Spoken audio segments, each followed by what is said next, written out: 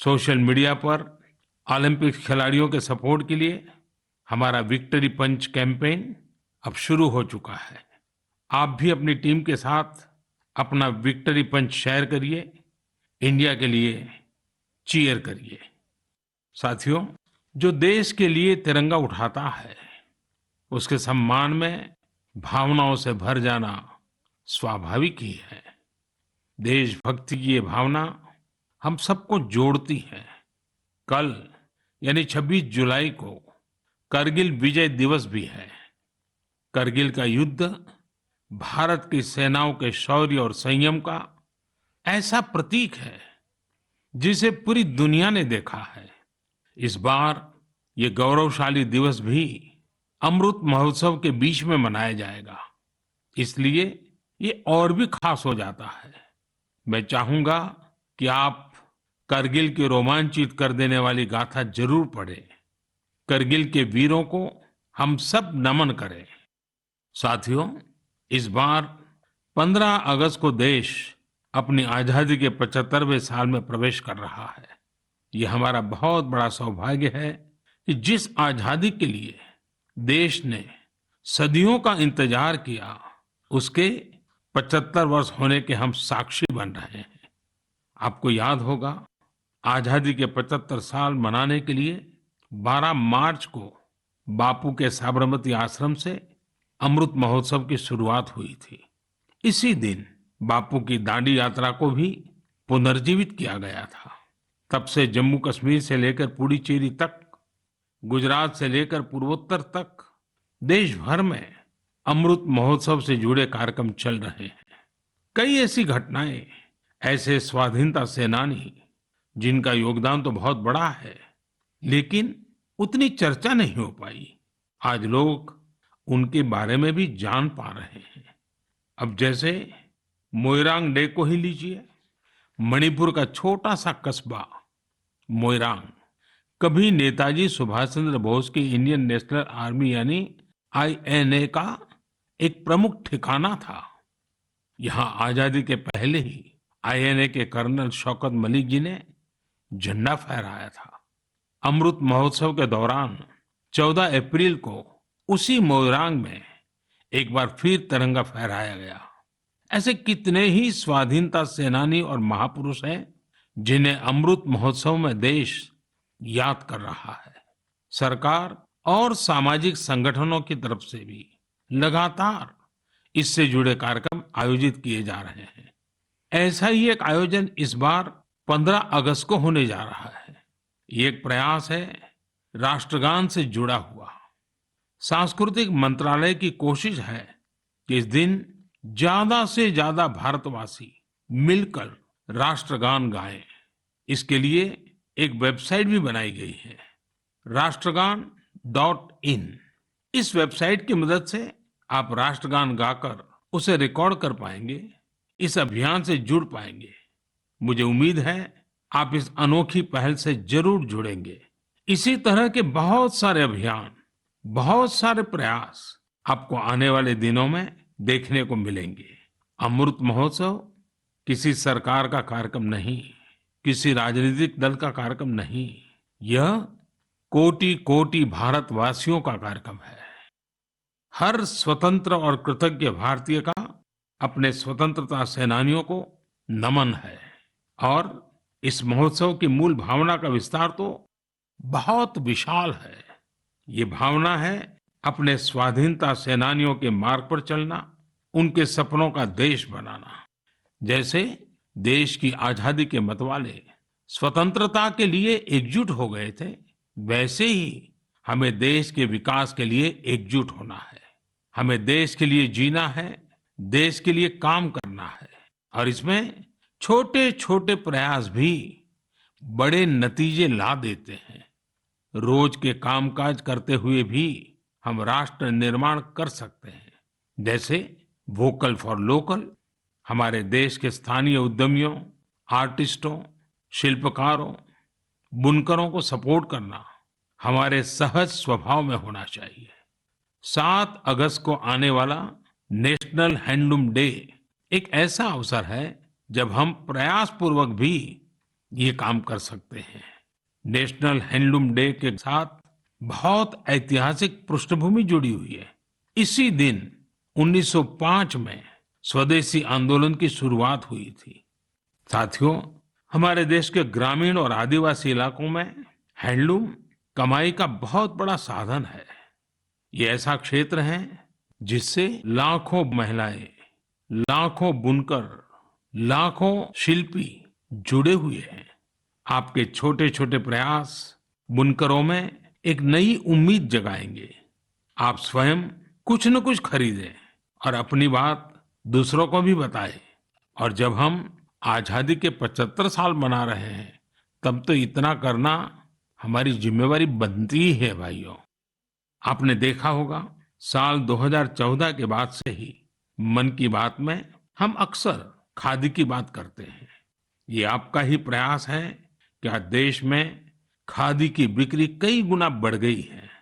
क्या कोई सोच सकता था कि खादी के किसी स्टोर से एक दिन में 1 करोड़ रुपए से अधिक की बिक्री हो सकती है? लेकिन आपने ये भी कर दिखाया है। आप जब भी कहीं पर खादी का कुछ खरीदते हैं, तो इसका लाभ हमारे गरीब बुनकर भाइयों बहनों को ही होता है। इसलिए खादी खरीदना एक तरह से जन सेवा भी है, देश सेवा भी है। मेरा आपसे आग्रह है कि आप सभी मेरे प्यारे भाइयों बहनों, ग्रामीण इलाकों में बन रहे हैंडलूम प्रोडक्ट्स जरूर खरीदें और उसे #माय हैंडलूम माय प्राइड के साथ शेयर करें। साथियों, बात जब आजादी के आंदोलन और खादी की हो, तो पूज्य बापू का स्मरण होना स्वाभाविक है।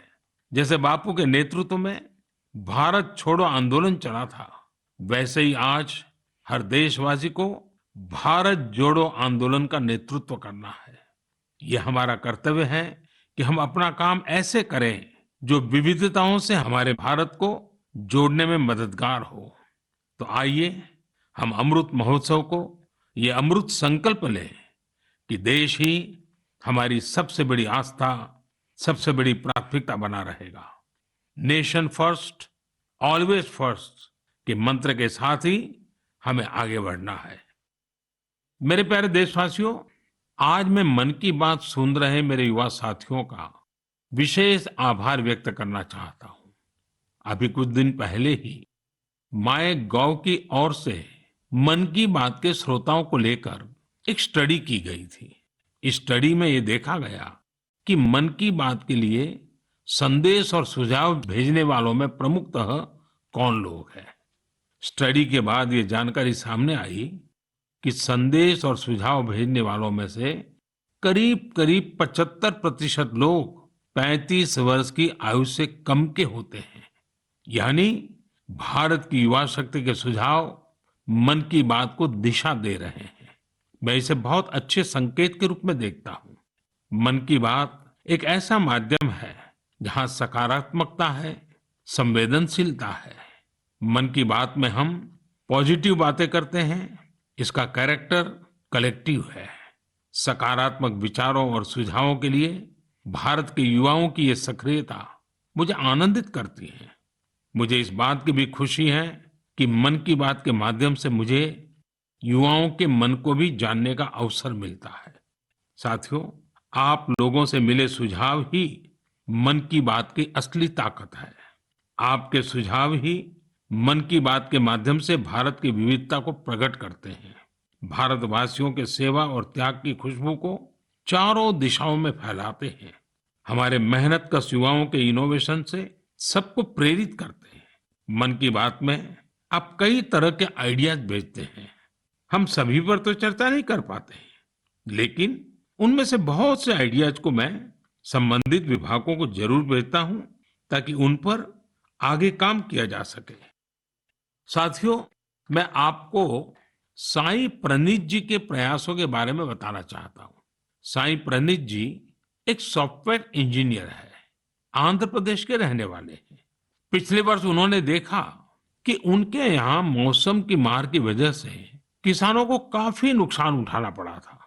मौसम विज्ञान में उनकी दिलचस्पी बरसों से थी, इसलिए उन्होंने अपनी दिलचस्पी और अपने टैलेंट को किसानों की भलाई के लिए इस्तेमाल करने का फैसला किया।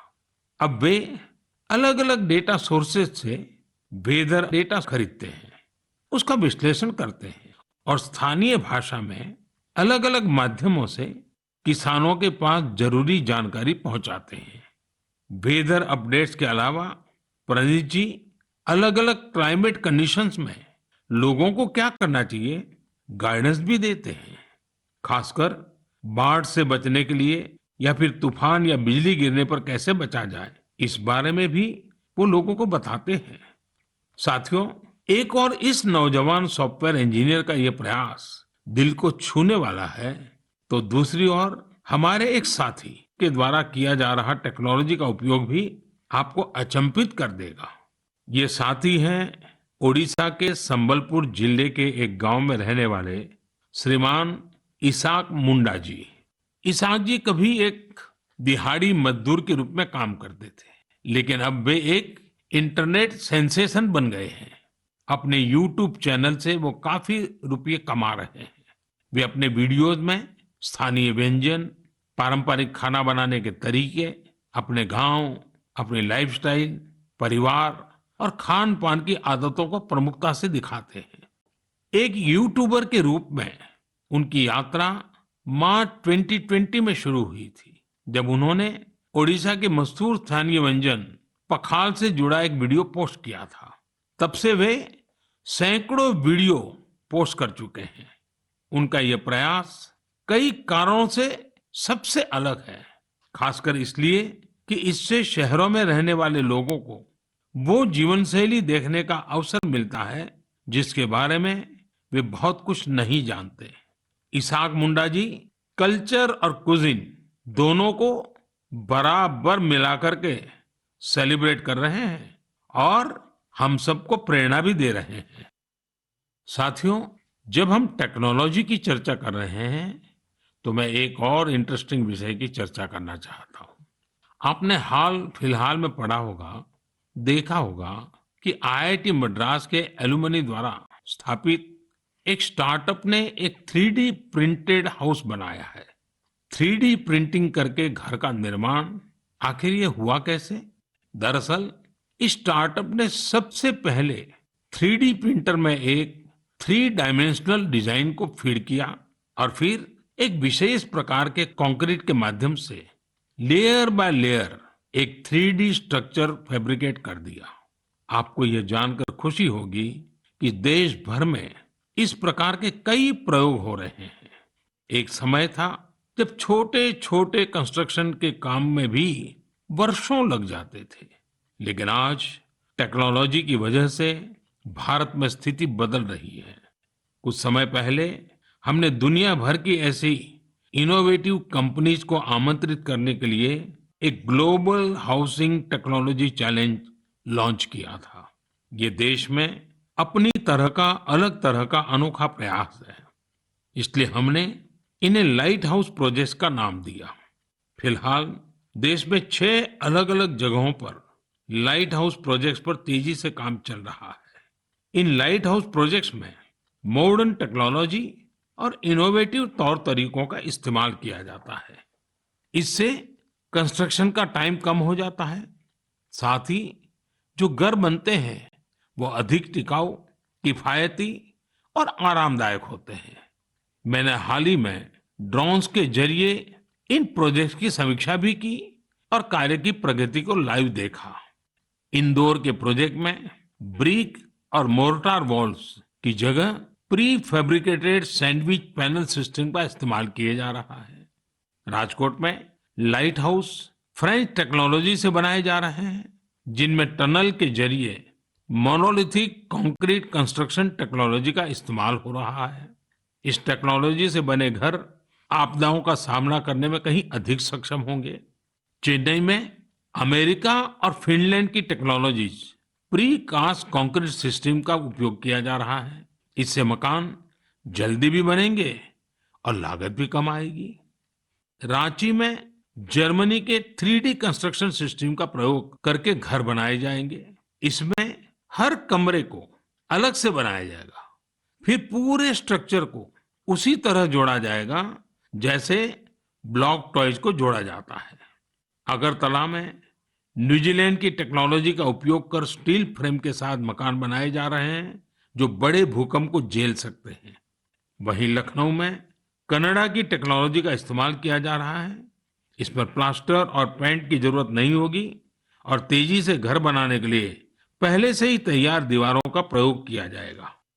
साथियों, आज देश में ये प्रयास हो रहा है कि ये प्रोजेक्ट इंक्यूबेशन सेंटर्स की तरह काम करे। इससे हमारे प्लानर्स, आर्किटेक्ट्स, इंजीनियर्स और स्टूडेंट्स नई टेक्नोलॉजी को जान सकेंगे और उसका एक्सपेरिमेंट भी कर पाएंगे।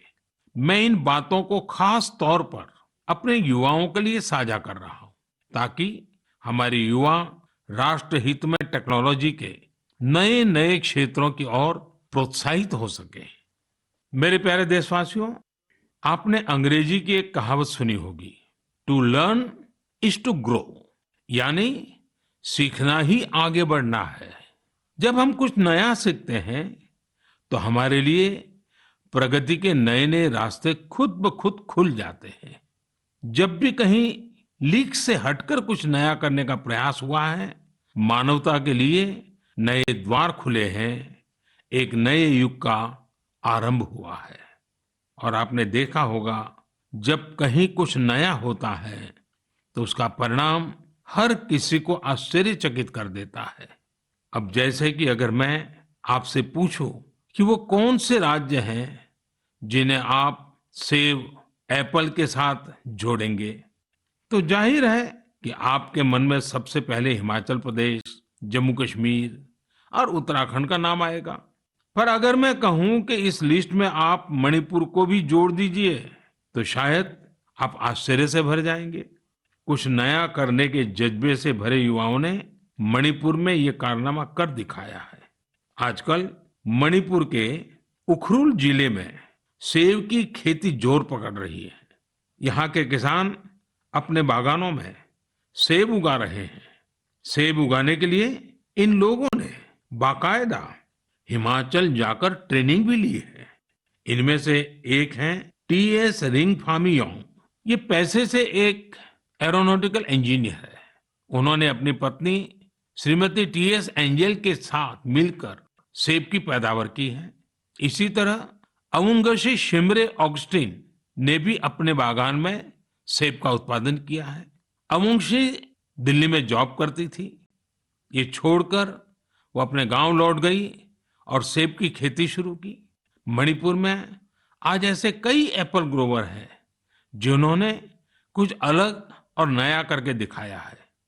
साथियों, हमारे आदिवासी समुदाय में बेर बहुत लोकप्रिय रहा है। आदिवासी समुदायों के लोग हमेशा से बेर की खेती करते रहे हैं, लेकिन कोविड-19 महामारी के बाद इसकी खेती विशेष रूप से बढ़ती जा रही है। त्रिपुरा के उनाकोटी के ऐसे ही 32 साल के मेरे युवा साथी हैं विक्रमजीत चकमा। उन्होंने बेर की खेती की शुरुआत कर काफी मुनाफा भी कमाया है और अब तो लोगों को बेर की खेती करने के लिए प्रेरित भी कर रहे हैं। राज्य सरकार भी ऐसे लोगों की मदद के लिए आगे आई है। सरकार द्वारा इसके लिए कई विशेष नर्सरी बनाई गई है ताकि बेर की खेती से जुड़े लोगों की मांग पूरी की जा सके। खेती में इनोवेशन हो रहे हैं तो खेती के बाय प्रोडक्ट्स में भी क्रिएटिविटी देखने को मिल रही है। साथियों, मुझे उत्तर प्रदेश के लखीमपुर खीरी में किए गए एक प्रयास के बारे में भी पता चला है। कोविड के दौरान ही लखीमपुर खीरी में एक अनोखी पहल हुई है। वहां महिलाओं को केले के बेकार तनों से फाइबर बनाने की ट्रेनिंग देने का काम शुरू किया गया। वेस्ट में से बेस्ट करने का मार्ग। केले के तने को काटकर मशीन की मदद से बनाना फाइबर तैयार किया जाता है जो जूट या सन की तरह होता है। इस फाइबर से हैंडबैग, चटाई, दरी, कितनी ही चीजें बनाई जाती हैं। इससे एक तो फसल के कचरे का इस्तेमाल शुरू हो गया, वहीं दूसरी तरफ गांव में रहने वाली हमारी बहनों बेटियों को आय का एक और साधन मिल गया। बनाना फाइबर के इस काम से एक स्थानीय महिला को 400 से 600 रुपये प्रतिदिन की कमाई हो जाती है। लखीमपुर खीरी में सैकड़ों एकड़ जमीन पर केले की खेती होती है। केले की फसल के बाद आमतौर पर किसानों को इसके तने को फेंकने के लिए अलग से खर्च करना पड़ता था। अब उनके पैसे भी बच जाते हैं। यानी आम के आम, गुठलियों के दाम। ये कहावत यहाँ बिल्कुल सटीक बैठती है। साथियों, एक और बनाना फाइबर से प्रोडक्ट्स बनाए जा रहे हैं, वहीं दूसरी तरफ केले के आटे से डोसा और गुलाब जामुन जैसे स्वादिष्ट व्यंजन भी बन रहे हैं। कर्नाटक के उत्तर कन्नड़ और दक्षिण कन्नड़ जिलों में महिलाएं यह अनूठा कार्य कर रही हैं। ये शुरुआत भी कोरोना काल में ही हुई है। इन महिलाओं ने न सिर्फ केले के आटे से डोसा, गुलाब जामुन जैसी चीजें बनाई, बल्कि इनकी तस्वीरों को सोशल मीडिया पर शेयर भी किया है। जब ज्यादा लोगों को केले के आटे के बारे में पता चला, तो उसकी डिमांड भी बढ़ी और इन महिलाओं की आमदनी भी। लखीमपुर खीरी की तरह यहाँ भी इस इनोवेटिव आइडिया को महिलाएं ही लीड कर रही हैं। साथियों, ऐसे उदाहरण जीवन में कुछ नया करने की प्रेरणा बन जाते हैं। आपके आसपास भी ऐसे अनेक लोग होंगे। जब आपका परिवार मन की बातें कर रहा हो, तो आप इन्हें भी अपनी गपशप का हिस्सा बनाइए। कभी समय निकालकर बच्चों के साथ ऐसे प्रयासों को देखने भी जाइए, और अवसर मिल जाए तो खुद भी ऐसा कुछ कर दिखाइए। और हाँ, यह सब आप मेरे साथ नमो ऐप या माईगोव पर साझा करेंगे तो मुझे और अच्छा लगेगा। मेरे प्यारे देशवासियों, हमारे संस्कृत ग्रंथों में एक श्लोक है, आत्मार्थम जीवलोके अस्मिन् को न जीवति ही मानवः परम परोपकार्थम यो जीवति स जीवति। अर्थात अपने लिए तो संसार में हर कोई जीता है, लेकिन वास्तव में वही व्यक्ति जीता है जो परोपकार के लिए जीता है।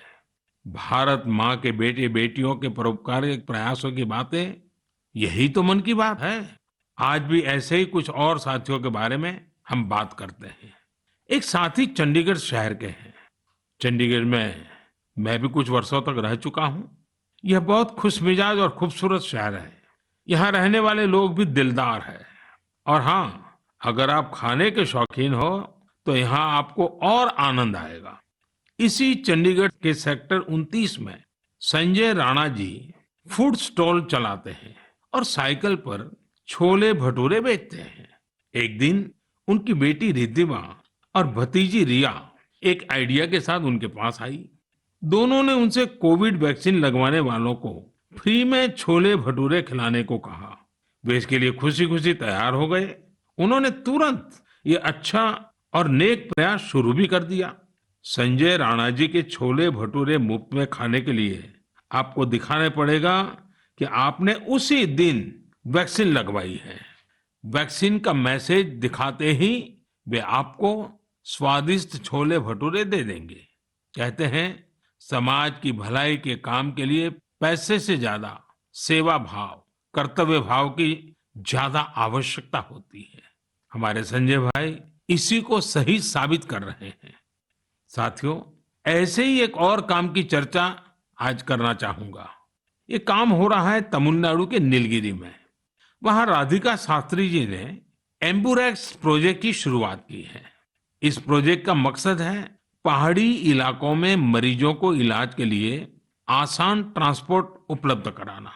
राधिका कुन्नूर में एक कैफे चलाती है। उन्होंने अपने कैफे के साथियों से एम्बुरेक्स के लिए फंड जुटाया। नीलगिरी पहाड़ियों पर आज 6 एम्बुरेक्स सेवारत हैं और दूर दराज के हिस्सों में इमरजेंसी के समय मरीजों के काम आ रही हैं। एम्बुरेक्स में stretcher, oxygen cylinder, first aid box जैसी कई चीजों की व्यवस्था है। साथियों, संजय जी हो या राधिका जी, इनके उदाहरणों से पता चलता है कि हम अपना कार्य, अपना व्यवसाय, नौकरी करते करते भी सेवा के कार्य कर सकते हैं। साथियों, कुछ दिन पहले एक बहुत ही इंटरेस्टिंग और बहुत ही इमोशनल इवेंट हुआ, जिससे भारत जॉर्जिया मैत्री को नई मजबूती मिली। इस समारोह में भारत ने सेंट क्वीन केटेवान के होली रेलिक यानी उनके पवित्र स्मृति चिन्ह को जॉर्जिया की सरकार और वहां की जनता को सौंपा। इसके लिए हमारे विदेश मंत्री स्वयं वहां गए थे।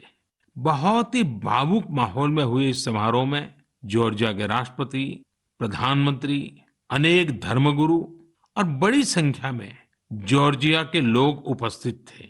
इस कार्यक्रम में भारत की प्रशंसा में जो शब्द कहे गए वो बहुत ही यादगार है। इस एक समारोह ने दोनों देशों के साथ ही गोवा और जॉर्जिया के बीच के संबंधों को भी और प्रगाढ़ कर दिया है। ऐसा इसलिए क्योंकि सेंट क्वीन केटेवान के ये पवित्र अवशेष 2005 में गोवा के सेंट ऑगस्टिन चर्च से मिले थे। साथियों, आपके मन में सवाल होगा कि ये सब क्या है, ये कब और कैसे हुआ? दरअसल ये आज से 400-500 साल पहले की बात है। क्वीन केटेवान जॉर्जिया के राज परिवार की बेटी थी। 10 साल के कारावास के बाद 1624 में वो शहीद हो गई थी। एक प्राचीन पुर्तगाली दस्तावेज के मुताबिक सेंट क्वीन केटेवान की अस्थियों को ओल्ड गोवा के सेंट ऑगस्टिनियन कॉन्वेंट पे रखा गया था, लेकिन लंबे समय तक यह माना जाता रहा कि गोवा में दफनाए गए उनके अवशेष 1930 के भूकंप में गायब हो गए थे। भारत सरकार और जॉर्जिया के इतिहासकारों, रिसर्चर्स, आर्कियोलॉजिस्ट और जॉर्जियन चर्च के दशकों के अथक प्रयासों के बाद 2005 में उन पवित्र अवशेषों को खोजने में सफलता मिली थी। यह विषय जॉर्जिया के लोगों के लिए बहुत ही भावनात्मक है। इसलिए उनके हिस्टोरिकल, रिलीजियस और स्पिरिचुअल सेंटिमेंट्स को ध्यान में रखते हुए भारत सरकार ने इन अवशेषों का एक अंश जॉर्जिया के लोगों को भेंट में देने का निर्णय लिया। भारत और जॉर्जिया के साझे इतिहास के इस अनूठे पक्ष को संजोए रखने के लिए मैं आज गोवा के लोगों को हृदय से धन्यवाद देना चाहूंगा। गोवा कई महान आध्यात्मिक धरोहरों की भूमि रही है। सेंट ऑगस्टिन चर्च यूनेस्को की world heritage site, churches and convents of Goa का एक हिस्सा है। मेरे प्यारे देशवासियों, जॉर्जिया से अब मैं आपको सीधे सिंगापुर लेकर चलता हूं, जहां इस महीने की शुरुआत में एक और गौरवशाली अवसर सामने आया। सिंगापुर के प्रधानमंत्री और मेरे मित्र ली सेन लुंग ने हाल ही में रिनोवेट किए गए सिलाट रोड गुरुद्वारा का उद्घाटन किया। उन्होंने पारंपरिक सिख पगड़ी भी पहनी थी। यह गुरुद्वारा लगभग 100 साल पहले बना था और यहाँ भाई महाराज सिंह को समर्पित एक स्मारक भी है। भाई महाराज सिंह जी ने भारत की स्वतंत्रता के लिए लड़ाई लड़ी थी और ये पल आजादी के 75 साल मना रहे हैं तब और अधिक प्रेरक बन जाता है। दो देशों के बीच पीपल टू पीपल कनेक्ट, उसे मजबूती ऐसी ही बातों, ऐसे ही प्रयासों से मिलती है। इनसे यह भी पता चलता है कि सौहार्दपूर्ण माहौल में रहने और एक दूसरे की संस्कृति को समझने का कितना महत्व है। मेरे प्यारे देशवासियों, आज मन की बात में हमने अनेक विषयों की चर्चा की। एक और विषय है जो मेरे दिल के बहुत करीब है। ये विषय है जल संरक्षण का। मेरा बचपन जहां गुजरा वहां पानी की हमेशा से किल्लत रहती थी। हम लोग बारिश के लिए तरसते थे और इसलिए पानी की एक एक बूंद बचाना हमारे संस्कारों का हिस्सा रहा है। अब जनभागीदारी से जल संरक्षण, इस मंत्र ने वहां की तस्वीर बदल दी है। पानी की एक एक बूंद को बचाना, पानी की किसी भी प्रकार की बर्बादी को रोकना, ये हमारी जीवन शैली का एक सहज हिस्सा बन जाना चाहिए। हमारे परिवारों की ऐसी परंपरा बन जानी चाहिए जिससे हर एक सदस्य को गर्व हो। साथियों, प्रकृति और पर्यावरण की रक्षा भारत के सांस्कृतिक जीवन में, हमारे दैनिक जीवन में रचा बसा हुआ है। वहीं बारिश और मानसून हमेशा से हमारे विचारों, हमारी फिलॉसफी और हमारी सभ्यता को आकार देते आए हैं। ऋतु संहार और मेघदूत में महाकवि कालिदास ने वर्षा को लेकर बहुत ही सुंदर वर्णन किया है। साहित्य प्रेमियों के बीच ये कविताएं आज भी बेहद लोकप्रिय हैं। ऋग्वेद के पर्जन्य सूक्तम में भी वर्षा के सौंदर्य का खूबसूरती से वर्णन है।